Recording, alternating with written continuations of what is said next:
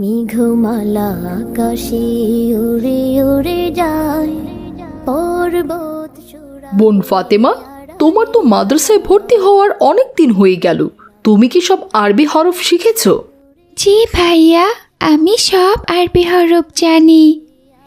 আচ্ছা ঠিক আছে বোন ফাতেমা, বাসায় যেতে যেতে আমায় সবগুলো আরবি হরফ শোনাও দেখি। ঠিক আছে ভাইয়া, আমি এক্ষুনি শোনাচ্ছি। আউযু বিল্লাহি মিনাশ শাইতানির রাজিম। বিসমিল্লাহির রহমানির রহিম। আলিফ বা তা সা জিম হা খ দাল জাল র ঝা সিন শিন সদ দদ ত জ আইন গইন ফাহ কফ কাফ লাম মিম নুন ওয়াও হা লামালিফ হামজা ইয়া। আরে বাহ ফাতেমা, তুমি তো দেখছি সব আরবি হরফ শিখে গেছো। শোনো বোন ফাতেমা, তোমাকে শুধু আরবি হরফ শিখলেই চলবে না, তোমাকে কিন্তু ইসলামের সকল নিয়মকানুন শিখে মেনে চলতে হবে, তাহলেই তুমি জান্নাতে যেতে পারবে, বুঝেছো? হ্যাঁ ভাইয়া, আমি তো চেষ্টা করছি। আচ্ছা ভাইয়া, জান্নাতি মেয়ে হতে হলে আমাকে কি করতে হবে? খুব ভালো প্রশ্ন করেছো ফাতেমা। শোনো বোন, মেয়েদের জান্নাতে যাওয়া খুবই সহজ। আমাদের নবী করিম সাল্লাল্লাহু আলাইহি সাল্লাম বলেছেন, যেই নারীরা শুধুমাত্র 4টি কাজ সঠিকভাবে মেনে চললেই মহান আল্লাহ সুবহানাহু ওয়া তাআলা তার জন্য জান্নাতের 8টি দরজা খুলে দেবেন। কে সেই 4টি কাজ ভাইয়া? আমি সেই 4টি কাজ অবশ্যই করতে চাই, তুমি আমাকে বলো ভাইয়া। শোনো তাহলে, 1 নম্বরে হচ্ছে 5 ওয়াক্ত সালাত আদায় করা। আমি তো 5 ওয়াক্ত সালাত আদায় করি ভাইয়া। খুব ভালো ফাতেমা। আচ্ছা ভাইয়া, দ্বিতীয় কাজ কি? 2 নম্বর কাজ হলো রমজানের সব রোজা রাখা। ভাইয়া, আমি তো রমজানে সব রোজা রাখতে পারি না, আমার তো খুব ক্ষুধা লাগে। বোন ফাতেমা, ক্ষুধা তো লাগবেই, তবে কষ্ট করে হলেও আমাদের রোজা যে রাখতেই হবে। মহান আল্লাহ তাআলার কাছে সবচেয়ে পছন্দনীয় বান্দা হচ্ছে রোজাদার বান্দা। আল্লাহ তাআলা তার রোজাদার বান্দাদেরকে অনেক বেশি পছন্দ করেন। আমাদের মহানবী সাল্লাল্লাহু আলাইহি সাল্লাম বলেছেন, যে বান্দা সারাদিন রোজা রেখে মাগরিবে আজানের সময় ইফতার সামনে নিয়ে নাড়াচাড়া করতে থাকে, মহান আল্লাহ তাআলা ওই সময় আরও বেশি খুশি হয়ে যান এবং বান্দার জিন্দেগির সমস্ত গুনাহ মাফ করে দেন। এছাড়াও তিনি আরও বলেছেন, মহান আল্লাহ তাআলা রোজাদার বান্দার পুরস্কার কিয়ামতের দিন নিজ হাতে দেবেন। এর জন্য রোজা রাখা সকল মুসলিম জাতির জন্য খুবই গুরুত্বপূর্ণ। আচ্ছা ঠিক আছে ভাইয়া, এবার রমজানে আমি সব রোজা রাখার চেষ্টা করব। 3 নাম্বার কাজ কি ভাইয়া? বোন ফাতেমা, 3 নম্বর কাজটি হচ্ছে লজ্জাস্থানের হেফাজত করা, মানে তোমাকে পর্দা করে চলাফেরা করতে হবে। ভাইয়া, আমি তো পর্দা করি। আচ্ছা ঠিক আছে ভাইয়া, 4 নাম্বার কাজটি কি? আর 4 নম্বর কাজটি হচ্ছে স্বামীর আনুগত্য করা। যেসব স্ত্রী স্বামীর অবাধ্য হন না, স্বামীর আনুগত্য করেন, আল্লাহ তাআলা সেসব বান্দাদেরকে খুবই পছন্দ করেন। ভাইয়া, আমার তো এখনো বিয়েই হয়নি, তাহলে আমি কিভাবে স্বামীর আনুগত্য করব? শোনো বোন ফাতেমা, যতদিন তোমার না বিয়ে হয়েছে ততদিন তোমার স্বামীর আনুগত্য করতে হবে না। তুমি এখন বাবা মার কথা শুনবে। বাবা মা যেটা করতে বলবে তুমি সেটাই করবে। বাবা মাকে কখনোই কষ্ট দেবে না, আর বিয়ের পর অবশ্যই স্বামীর আনুগত্য করবে, ঠিক আছে? হ্যাঁ ভাইয়া, আমি বুঝতে পেরেছি। আমি এখন থেকে অবশ্যই 4টি কাজ করব, আমাকে যে জান্নাত পেতেই হবে। আলহামদুলিল্লাহ, আল্লাহ তাআলা অবশ্যই তোমার মনের বাসনা পূর্ণ করবেন। আমিন। আল্লাহ আল্লাহ সুবহানাল্লাহ। বোন ফাতেমা, আমরা বাড়ি চলে এসেছি, এবার নামো। আচ্ছা ঠিক আছে ভাইয়া, আমি নামছি। বোধ চূড়া হয়ে আড়ালে হারায়। আসসালামু আলাইকুম আব্বু জান, আম্মি জান। ওয়ালাইকুম আসসালাম বাবা ওমর। কি ব্যাপার, তোমরা দুই ভাই বোন আজ একসাথে বাসায় এসেছো যে? আম্মি জান, আমি মাদ্রাসা থেকে বাড়ি ফেরার পথে দেখলাম ভাইয়া স্কুল থেকে বাড়ি ফিরছে, তাই ভাইয়ার সাইকেলের পেছনে উঠে আমি চলে এলাম। ভালো করেছো ফাতেমা। যাও ফাতেমা, ওমর, তোমরা গিয়ে ফ্রেশ হয়ে এসো, আমি তোমাদের খাবার দিচ্ছি। আচ্ছা ঠিক আছে আম্মি জান, আমরা যাচ্ছি। রিনি ঝিনি নূপুর বাজায়। জানো আম্মি জান, ভাইয়া আজ আমায় ইসলাম সম্পর্কে অনেক কিছু শিখিয়েছেন। কি বলেছে ফাতেমা তোমার ভাইয়া? ভাইয়া বলেছেন নারীরা ঠিকমতো 4টি কাজ করলে নাকি জান্নাতে যেতে পারবেন। কি সেই 4টি কাজ বাবা ওমর? আমাকেও একটু বলো, আমিও একটু জানি। আম্মি জান, 1 নম্বর হচ্ছে 5 ওয়াক্ত সালাত আদায় করা, 2 নম্বর হচ্ছে রমজান মাসে সব রোজা রাখা, 3 নম্বর হচ্ছে লজ্জাস্থানে হেফাজত করা, 4 নম্বর হচ্ছে স্বামীর আনুগত্য করা। আরে বাহ, ওমর তো ঠিক কথাই বলেছে মা ফাতেমা। কিন্তু বাবা ওমর, তুমি এইসব জানলে কি করে? তুমি তো মাদ্রাসায় পড়ো না বাবা। আম্মি জান, আমি স্কুলে পড়লেও আমাদের তো ইসলাম ও নৈতিক শিক্ষার বই আছে, আর ইসলাম শিক্ষা ক্লাস নেওয়ার জন্য আমাদের একজন হুজুরও আছেন, তার নাম হচ্ছে মিজানুর রহমান।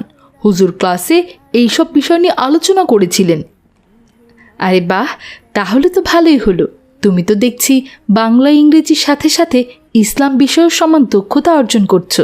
তোমার কথা শুনে খুব ভালো লাগলো বাবা ওমর। আলহামদুলিল্লাহ, দোয়া করি অনেক বড় হও বাবা। বাবা ওমর, তুমি যে 4টা কাজের কথা বললে, এটা অবশ্যই নারীদেরকে পালন করতে হবে। তবে এর বাইরেও আরও অনেক কাজ রয়েছে, যেমন অবশ্যই কোরআন পড়া শিখতে হবে, আর নারীদের পারফিউম মেখে কখনই বাইরে যাওয়া উচিত না। আমাদের নবী করিম সাল্লাল্লাহু আলাইহি সাল্লাম বলেছেন, যে নারী পারফিউম মেখে বাইরে যাচ্ছে এবং পুরুষদেরকে আকর্ষিত করছে, সে নারী কখনোই জান্নাতে যেতে পারবে না। বুঝতে পেরেছো? আমি এখন সব বুঝতে পেরেছি আব্বুজান। আমি অবশ্যই জান্নাত পেতে এই কাজগুলো সঠিকভাবে করব। তোমরা সবাই আমার জন্য দোয়া করবে। বাহারি শোভা পাহাড়ি বছর ঘুরে এলো পুণ্য সেরা, সবে বরাত এলো, সবে বরাত হবে মাসগুলি বাদাতে মুমিন হৃদয়ে, খুশির আমেজ বইবে পাড়ায় পাড়ায়, হবে মাসগুলি বাদাতে মুমিন। আসসালামু আলাইকুম সাবিনা, কেমন আছো? ওয়ালাইকুম আসসালাম ফাতেমা। আলহামদুলিল্লাহ, আল্লাহ তাআলা অনেক ভালো রেখেছেন। তুমি কেমন আছো ফাতেমা? আলহামদুলিল্লাহ, আল্লাহ তাআলা আমাকেও অনেক ভালো রেখেছেন। চলো সাবিনা, বিকাল হয়ে গেছে, খেলতে যাই। এ তুমি কি বলছো ফাতেমা? তুমি জানো না আমাদের মাদ্রাসা কেন বন্ধ দিয়েছে? কেন আবার? জানি তো, আজ শবে বরাত, এজন্যই কাল স্কুল বন্ধ দিয়েছেন। ফাতেমা, তুমি তো দেখছি শবে বরাতকে খুব হালকা করে দেখছো। তুমি জানো না শবে বরাতের রাতে আমাদের মুসলিম জাতির সবাইকে হালুয়া রুটি খেতে হয়? শোনো ফাতেমা, শবে বরাতের রাতে মসজিদে সারা রাত ধরে জেগে জেগে মুসলমানরা ইবাদত বন্দিগি করে, আর মুসল্লিদের খাওয়ানোর জন্য সবাই তাদের বাড়ি থেকে মসজিদে হালুয়া রুটি পাঠায়। তাই আমি বাজারে যাচ্ছি বাবার কাছে ময়দা আর চিনি আনতে। আমার আম্মু হালুয়া রুটি তৈরি করবেন।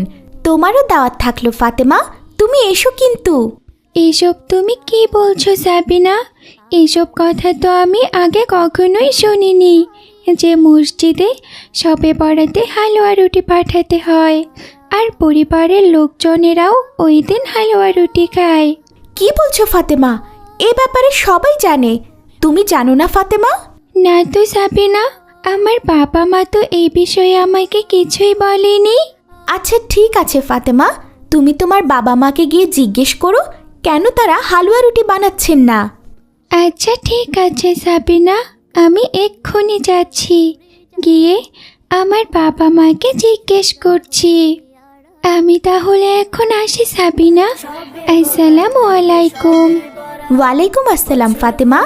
এলো পুণ্য সেরা, সবে বরাত এলো সবে বরাত, হবে মাসগুলি বাদাতে মুমিন হৃদয়ে, খুশির আমেজ বইবে পাড়ায় পাড়ায়, হবে মাসগুলি বাদাতে মুমিন হৃদয়ে, খুশির আমেজ বইবে পাড়ায় পাড়ায়, ঘরে ঘরে। আসসালামু আলাইকুম ভাই ওমর, কেমন আছো?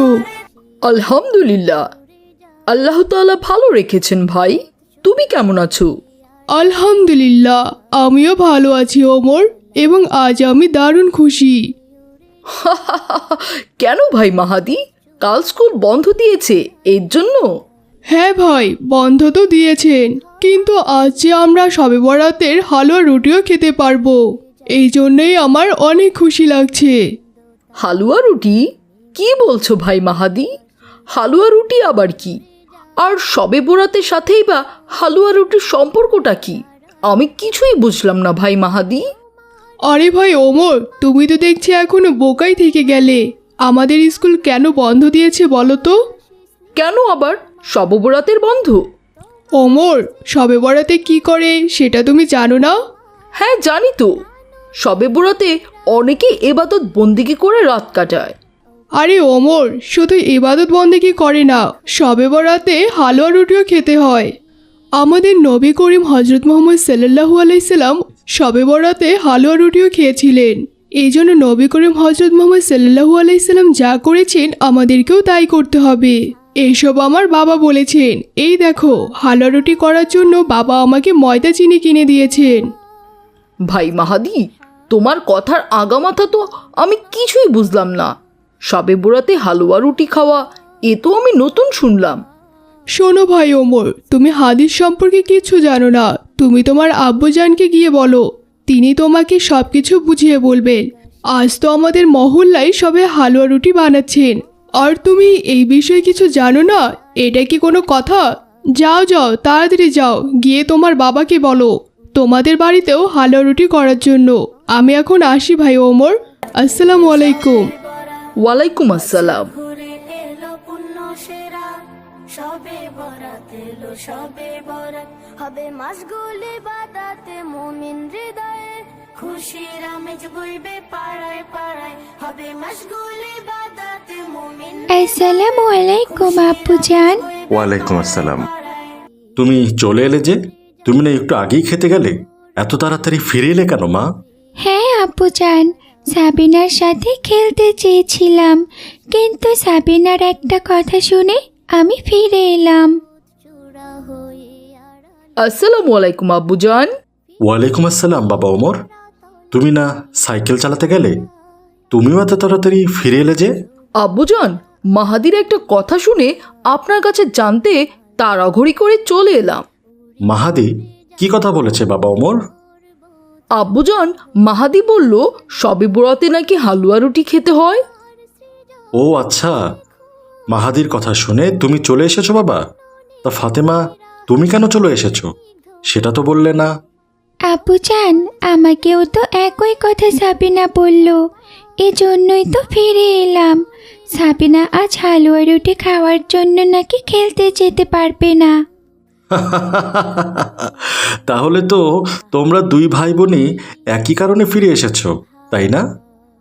শোনো আমার সোনারা, তাহলে আমি শবে বরাত সম্পর্কে তোমাদেরকে কিছু হাদিস শোনাই।